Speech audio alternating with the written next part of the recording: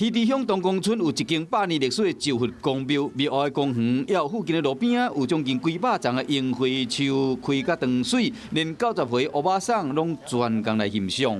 看免就去到日本看。哦，看免去到日本。哎呀，咱家都遮水啊！我每年都会过来。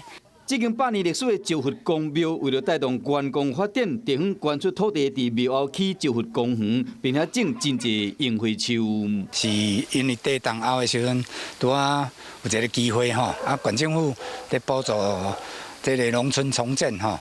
南投县有真侪赏樱花的景点，若要找一个袂塞车，而且免阁行真远的所在，这是一个真好的选定。